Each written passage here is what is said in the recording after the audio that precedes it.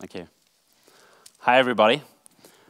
Thanks a lot for being interested in mindfulness, despite being at a digital conference. It's pretty cool that you all came together. You already introduced me. Thanks a lot. I try to share a little bit of my story on how I came to mindfulness and what the digital age or the digital trap made to myself. But before I do that, maybe I can just get your hands on how many of you do regular meditation? 2, 3, 4, 5. Cool. Maybe you have some more of you have tried it, but never really done that, because it's kind of a huge discipline that we all need. And I've been there for a very long time. For 2 years, I tried it out, but never really worked out. But however, let me start at the beginning with my story. So in 2011, that was the first time that I encountered meditation, because a friend of mine basically took me to a Zen course in the evening, and I was sitting down for 1 full hour, and it was just so horrible for me. It was just the most impossible thing for myself just to sit still for 1 hour, and I wasn't really able to understand why was that so difficult. And I kind of got interested in that because the Zen master at that time where I went to, he told me that meditation is basically about 2 things. The first is learning about awareness, so being present in the here and now. And the second thing is about meta-awareness, which is basically just the awareness of the awareness. So being aware when you're not in the present right now. And it's pretty interesting that there are studies which show that the perception of awareness and the actual awareness is negatively correlated, meaning people who think they are aware all the time might not be aware, and people who are aware who think they are aware might actually not be aware. So it's kind of a difficult thing there. And with that knowledge, basically, I got pretty late my first smartphone, which was in 2013 or something. And I realized that my smartphone was an extremely addictive tool, like we all know, nothing new, right? And what I realized soon that my conscious wasn't really able to really control myself, and I really lost sometimes my self-regulation, needed to check my smartphone all the time, and I was kind of so far addicted to it that I realized, okay, what can I do about that? Not checking my mails every 10 minutes, being in control rather than letting the smartphone control me. And that is basically what I call the digital trap. That's the point where you don't control your smartphone anymore, but your smartphone controls you. So the point where you've kind of lost your ability to consciously decide what you do with digital technology. And I realized that the secret ingredient against that digital trap that I was in 2013 was basically the mindfulness that I started 2 years earlier, but that I was never really able to really fully live up to. And then I went to a Vipassana course, which is one kind of meditation. That course was in Myanmar, where you sit down for 10 days in a row, don't talk for 10 days, and you're meditating for 11 hours or so a day. And after that, I realized that really the whole structure of my brain was kind of transformed, and I was kind of much more able to self-regulate. And one aspect of that was that the digital trap was not be there that strong. So I'm still falling, of course, to the seductions of my smartphone, but I'm much more able to self-regulate myself and consciously deciding when I use it or when I don't use it. And this was the time where I got more and more interested in meditation, and since then I basically practiced it. And more interestingly now with the Boston Consulting Group where I'm working, we are trying to figure out, is mindfulness something that will be the next frontier basically of organizations, and how can organizations become more mindful? Not only single people doing meditation, but how can we design full organizations towards more mindfulness? And this is basically where my talk is about.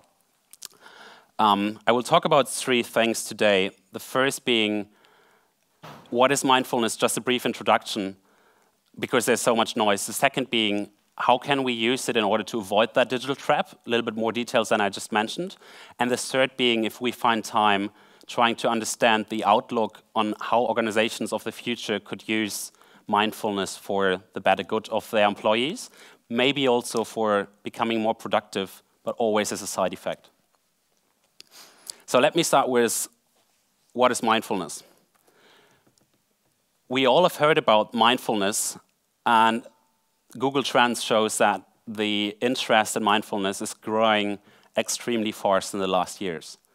And that is because 2005, 2006, there was a lot of research going on in the West on mindfulness, which is an old topic, right? So the Buddhists are talking about that since many thousand years, as we heard in the psychedelic talk also this morning. And just in the West now, it has extremely raised awareness. Due to research, as I mentioned, there's one piece of research which I love, which is measuring the effect of mindfulness on romantic relationships and the satisfaction in those relationships. So that's extremely interesting in which spheres basically mindfulness goes nowadays. There's also big companies going into mindfulness. In 2000, I think it was 14, Shadimeng Sheng, which is one of the first Googlers, has built this book and the leadership course, Search Inside Yourself, which is a course on how people can use like mindfulness as well as neuroscience in order to transform themselves and become better workers, but especially also more self-regulated people. Interestingly, this study shows, or this Google Trends analysis shows that the interest in mindfulness is biggest in Ireland all over the world, which is kind of an interesting thing. I didn't know that. I'm myself from Germany, and there it's like in a ratio when the interest in Ireland is 100, in Germany it's 3. So that's really crazy how big it is in Ireland right now. So there's a lot of noise, but really, what does mindfulness mean in essence? The teacher of Vipassana, who is Goenka, he says mindfulness is about seeing things objectively without all the noise that our brain creates into it. And if we dive deeper into that and trying to define it, the founder of modern mindfulness in the 70s, John Robertson, maybe some of you have heard about him, he has defined it as paying attention, meaning you are in the presence, you are recognizing what's going on inside yourself, but also outside in the outside world. On purpose, meaning intentionally, not just by accident. In the present moment, that part. And then, most importantly, in my opinion, non-judgmentally. So you're not trying to say, this is a good experience, this is a bad experience, but you're more trying to say, I just accept it, either being it negative, being it positive. Well, this is what we try to, in this talk, what we try to understand as mindfulness. Individual mindfulness is something different than organizational mindfulness. And I try to show in the next slides how individual mindfulness helps us more to avoid this digital trap that I was talking about before. And before I tell you that, let us try to understand, why do people start mindfulness? I've tried to put this into like a 2x2 matrix, since I'm a little bit also a consultant, so that's what we like. And this 2x2 matrix basically shows that people started because of promotion focus, meaning they want to achieve a valued goal, or they can start it due to prevention focus, meaning they want to reduce the harm on themselves. And those are the 4 clusters that research and myself see in that area. Either you want to improve yourself, becoming calmer, having a clear promotion focus. It could also be that you are having trouble with difficult thoughts and you want to reduce the distress on yourself. These are more the personal reasons.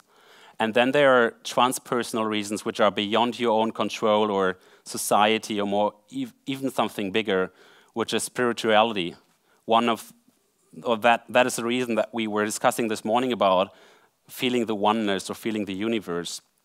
Many people in the West don't start because of spirituality, in my understanding, but because of improving themselves or trying to avoid mental health, maybe. And one more reason that I believe will come up in the next 10 years more and more is because people feel overwhelmed from digital acceleration. So just the story I just shared with you, we are just overwhelmed from what's going on with digital technology, and therefore we started. And this conference is basically about digital, so let's deep dive into this reason to start mindfulness. There are 4 technologies that have a direct relationship, in my opinion, on how mindful or how mindless we are.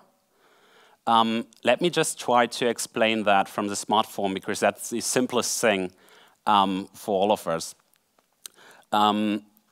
Studies have shown that smartphone usage is doing many positive things for us, of course, but also 3 things which are kind of a risk. First thing being information overload. What do you do first thing in the morning if you stand up? Maybe just... That's not a lot. Stretch. Nice, nice. Check my email. Check. Ah, that's what I wanted to hear. Thanks a lot. So I myself also sometimes do it, but it's just horrible. If we start checking email in the morning and we know that the processing power of our brain is kind of limited, then we are starting with being already overloaded, having so many things to do. And it's kind of difficult then to manage the day afterwards, what I realize. And in fact, studies have shown that there's a bottleneck between our short-term memory and our long-term memory. And our brain can just not process that much that we are getting in terms of information per day. And this is basically why we are just absorbing so much more information that we can actually handle in the digital world. Second thing is decision fatigue. Studies in the last 10 years have shown that all of us can only do a certain number of decisions per day. Let's make it 100. It's like individual a little bit. Depends on the situation. If we can just do 100 decisions per day, we really consciously need to understand what are the topics we're deciding on. If we're reading like websites, for example, we constantly need to make decisions. Do we follow that hyperlink? Do we click on that video? So those are all decisions that are reducing the total number of decisions we can make. And that means if we would instead read a book, it's pretty easy because there are not so many decisions to do. It's just read or not read, right? You can click into a hyperlink and then jump to the next book or something. That just doesn't work. And so that's the reason that people are overwhelmed with too many options in their lives, and they have already used up their decision power for other things which are maybe not that important. And then the last thing is, what I heard was called like FOMO, which I thought was a kind of cool name, which is the fear of missing out. So there are studies showing that anxiety and smartphone use are basically correlated. If you take away smartphones from people who are extremely active users, their anxiety level increases over time because they don't know if they are missing something out. Maybe you have seen it. If you are not in a CC on a mail sometimes even, or you're not invited to a party, or you're just not in there, it's kind of our social insecurity that we have, and that I also have a lot when I see I'm not with my smartphone. I'm just going crazy with that sometimes. And so this would be the 3 reasons I see, which are the digital trap altogether. How does that resonate with you? Is that something you could agree to, or is it something you say, no, that's just half of the picture?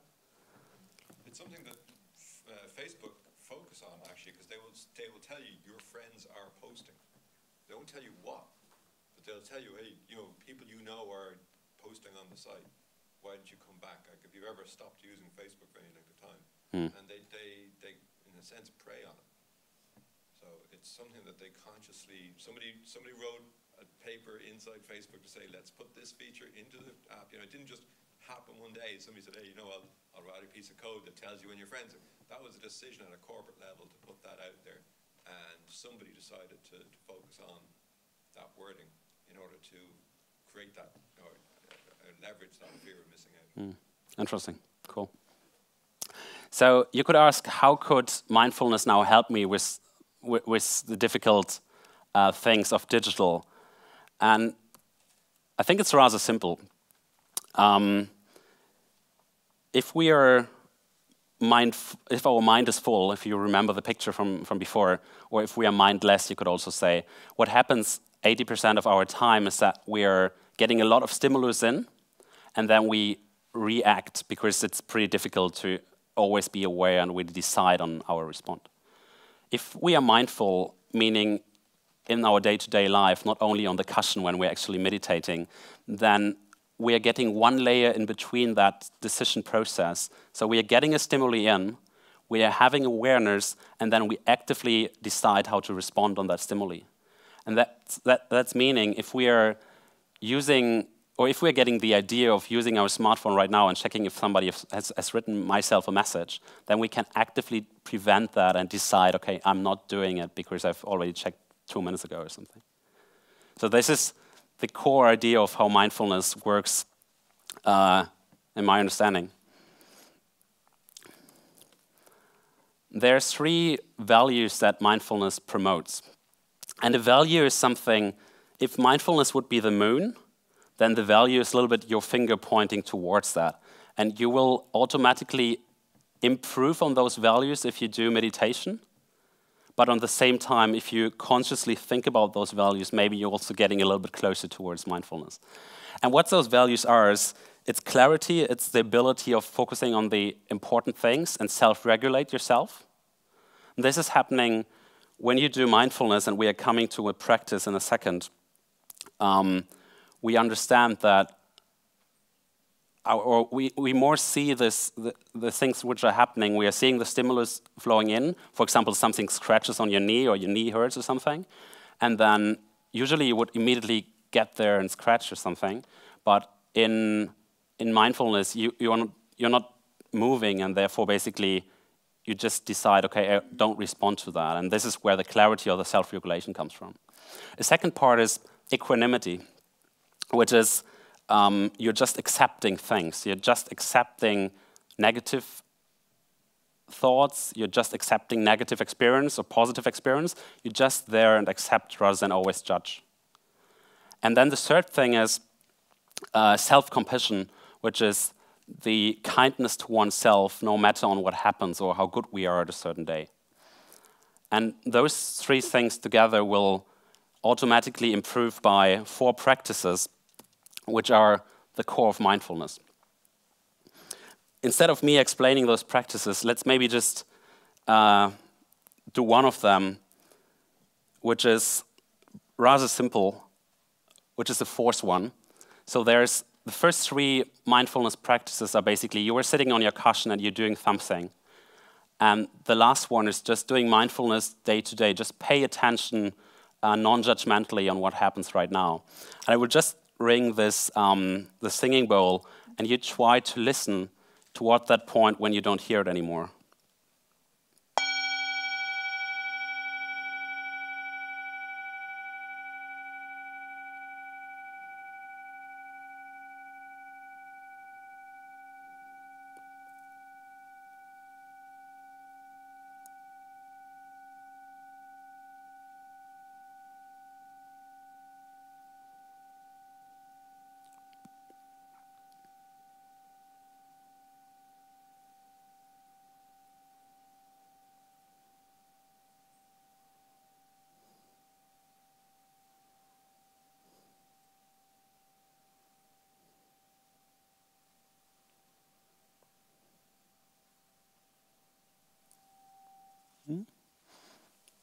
Still something, right? What happened when you were listening to it? Very peaceful. Stop thinking. Okay. That's interesting. It's basically, you can focus on your inner world in meditation. You often do that when you're sitting on your cushion. For example, with breathing, increasing your clarity or self-regulation. For example, with scanning your body, just checking what's going on, which is the second one.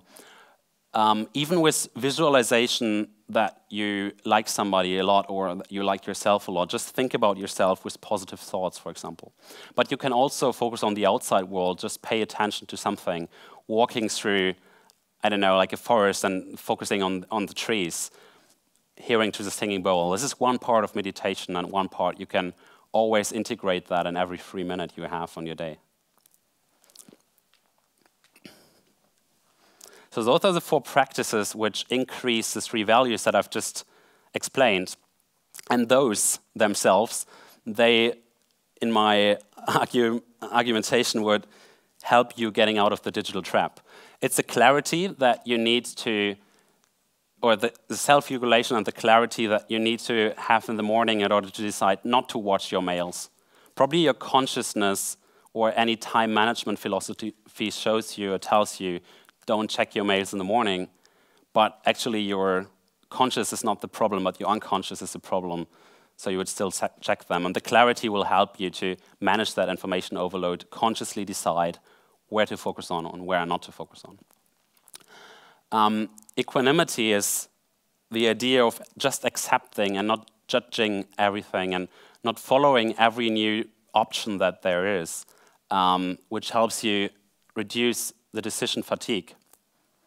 And then self-compassion, being with yourself and understanding what is really important to you, which people are important to you.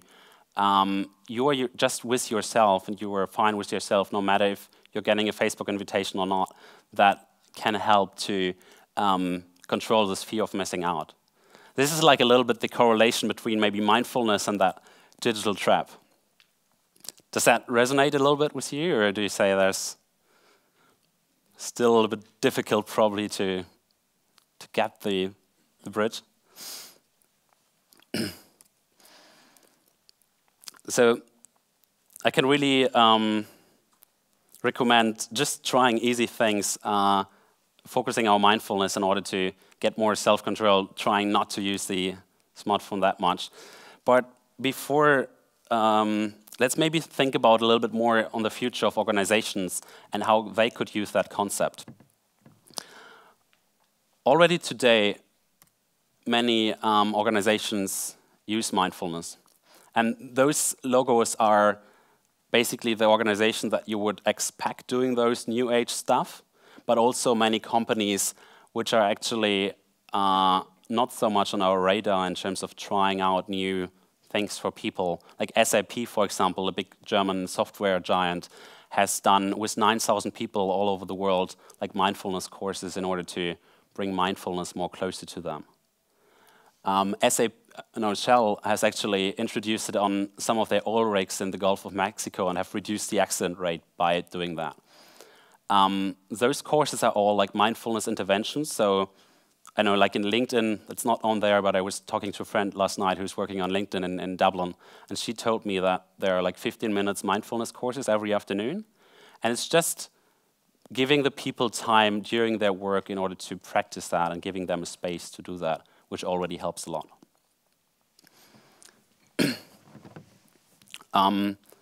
Beside that, I believe mindfulness can even be much more. I won't go deeper into that. We can maybe discuss that later on after this session. But on the overall organization, I think there are things we can do from the top down, so more from the leadership perspective, which are trying to bring more backbone or more focus to our leaders so that they can lead us in a way that is sustainable, that is focused, that is clear, that is based on those 3 values that I've just mentioned. This is, for example, the Google Search Inside Yourself course that they are offering. You can also build an organization in a mindful way. What does that mean? That means that if you were many organizations today are very functional, so you have an IT department, you have a product development department, you have like the finance department.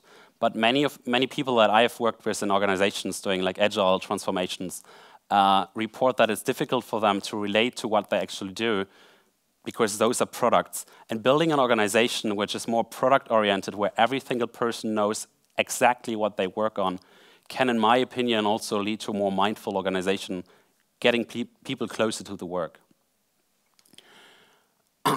Other things are mindful employees, just what Shell is doing, or LinkedIn is doing, offering courses to everybody. Or you could even think of ideas like mindful teams, where people learn to listen to each other and people learn to have attention, not interrupting people to talk, which is also one way of mindfulness for myself. So those are 4 just brief ideas on how organizations could use mindfulness. Or maybe we can take those ideas into our organizations and think where mindfulness might help us getting out of the digital trap. I think it's a responsibility of ourselves and especially of organizational leaders to be aware that there is something coming, which is digital technology that we need to handle in the future, and that is important to be mindful about. And those ideas can be taken into organizations and to think about that. But to start today with mindfulness, what can we do? One invitation for you is to try to, maybe even 5 minutes, maybe 10 minutes every morning, just sit down on your bed or on a chair and just try to focus on your breath. That's already enough. And if you see that is something interesting for you, maybe you can just try tomorrow morning. Then just check in the internet what other techniques, Zen, Vipassana, what's out there, and you can try if that resonates with you. For some people, it's not something that resonates with them, but for us it works. One easy idea is just stay away from an email the first hour in the morning and just say, okay, I'm not checking it, I'm trying to self-regulate and self-control myself. So those are invitations to try out, and it would be great to spread mindfulness together and try to get out of our digital challenges and use them for the better. Thank you very much. Thank you. Thank you, Jan-Philipp. Are there any quick questions? We do have another speaker to get onto, but if anyone has a very fast one. Okay, I'm going to run up here. I am also sitting in the breakout area in the next half hour, so if anybody wants to discuss the topic, happy, just pass by. Yeah, I'm Sam Tulland. I just want to make a comment about the things that people can do relatively easily. And for me, this sitting down for 10 minutes thing didn't work because I'm the kind of brain that just keeps going and going. So there's a lot of guided meditation solutions out there that you're probably aware of, and just having somebody's voice in your ear reassuring you that all the things that you're thinking are okay and that, getting distracted and these kind of things are actually all part of it was something that I personally found very useful. Very good idea, cool. And just Google, just on YouTube, you will find a lot of them, so they're pretty good. Loads of great ones. So thanks for the talk. Thank you. And